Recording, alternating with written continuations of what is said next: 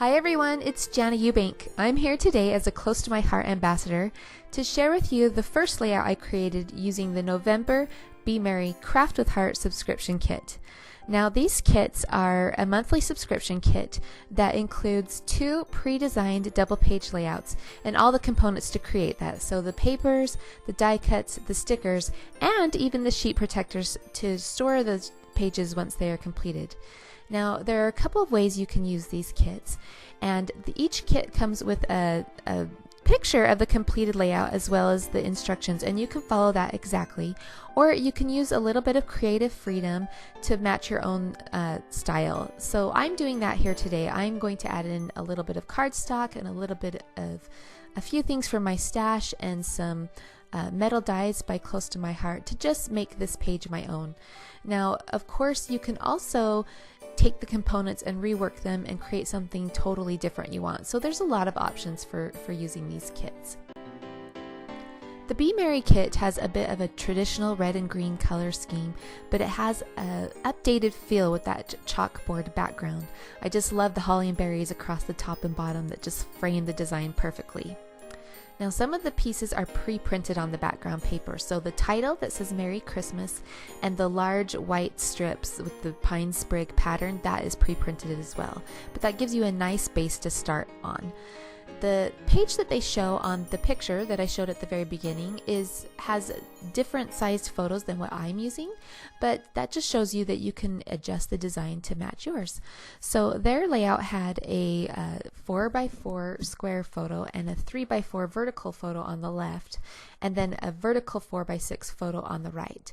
I chose to use 3 vertical 3x4s on the left, and then I stacked up 2 3x4 horizontal photos to fill that 4x6 space on the right. Now I wanted my page to have a little bit more color, so I pulled a sheet of green cardstock from my stash, and I'm using that to matte all of these photos. I'm also inking up the edges with some black ink to just help those pop off the page a little bit more. The next thing I do is I want to add in more pops of red. I just love red at Christmas time.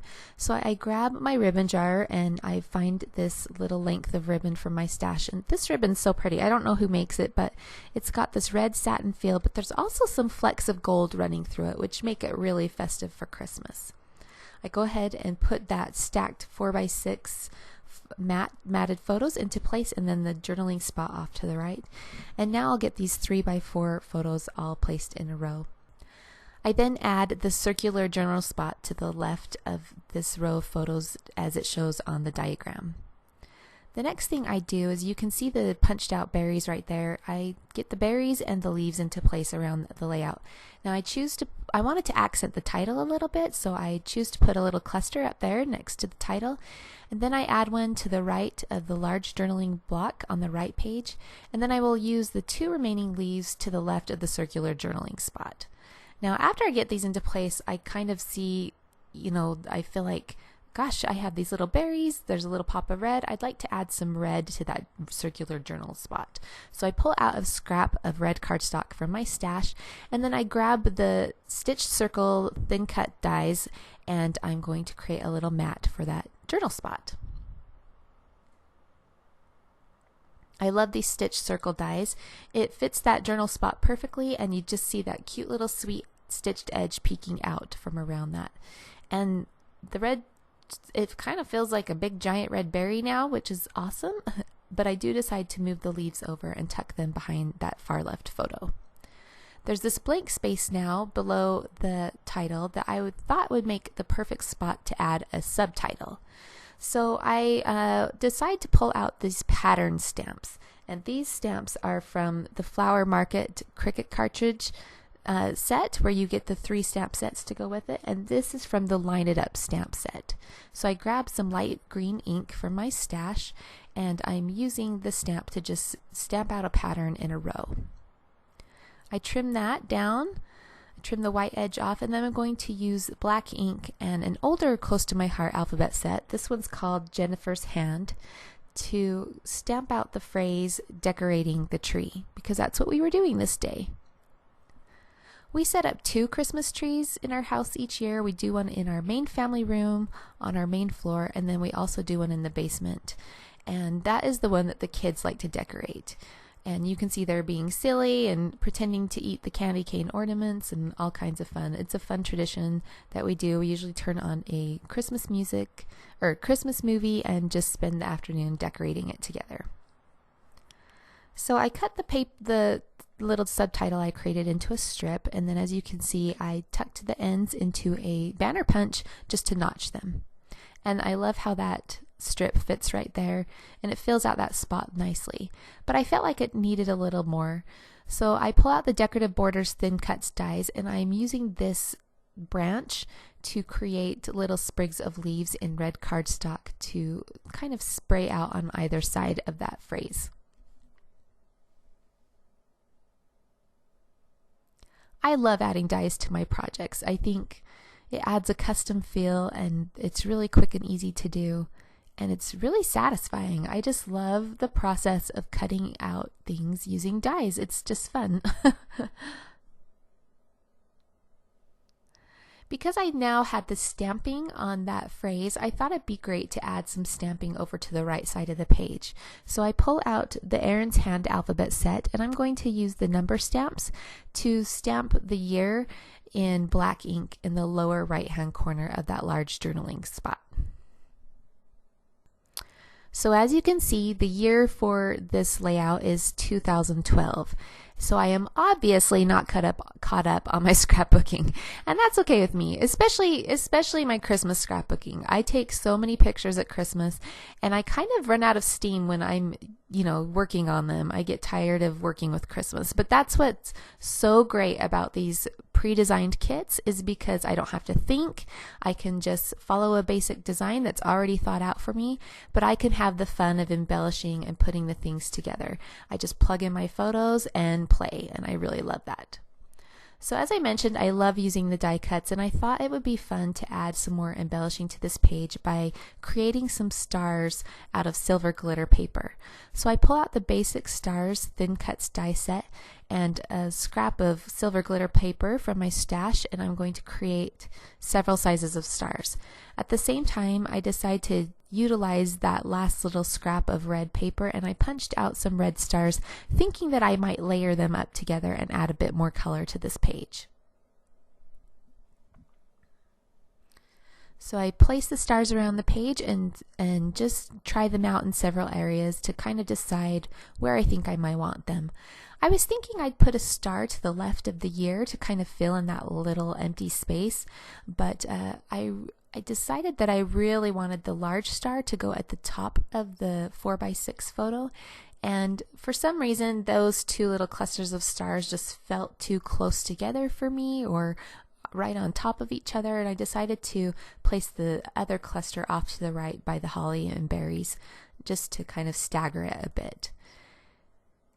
Here's where I try layering on the red cardstock stars, but I decided that that took away from the other red details on the page, so I left them plain silver. I play with the placement of these stars for a few minutes, and after I'm happy with where they are, I pull out some thin foam squares and adhere all of the stars to the page.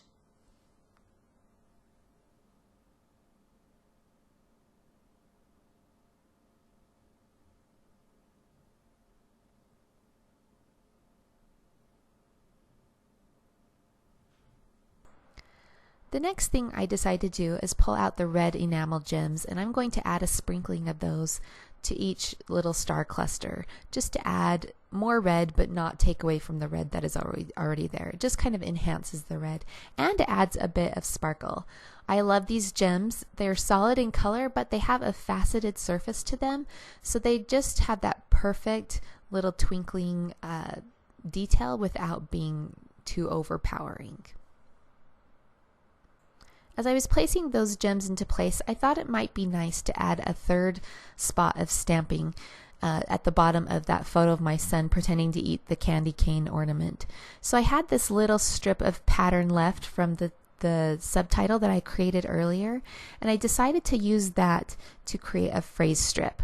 So I pulled out the colorful texture stamps from the Story by Stacy line, and I'm using the words to create the phrase, and I apologize, it's off the screen, sorry about that, but it says, "This is the best." So just kind of a generic phrase, but it will make a good little filler for the bottom of that photo, and it's the perfect way to add a bit more stamping and a bit more texture, and to utilize this last little strip of pattern that I had created. So I cut that into a strip, and then again I tuck the end into a banner punch and notch the end. I ink it up with some black ink, and then I'll adhere that to the bottom of the photo.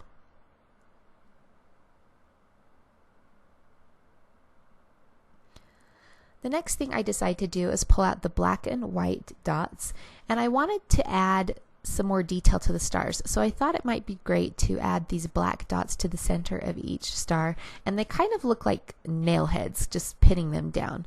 So I like that punch of black, the little shine that it adds, and I added them to each of the stars. Now I was just going to use the large and medium dots, but I thought, well, maybe I'll vary the dots and add in the small. So you can see I try out a few of those, but I do decide to go back and just do all medium dots on the small stars, the large dots on the medium stars, and then the large star with the medium dot looked a little bit small. So what I decided to do with that is create the illusion of a larger nail head by punching out a little circle from black glitter cardstock from my stash and placing the large black dot on top of that, giving it the illusion of a larger nail head or dot, and I added that with a little foam square.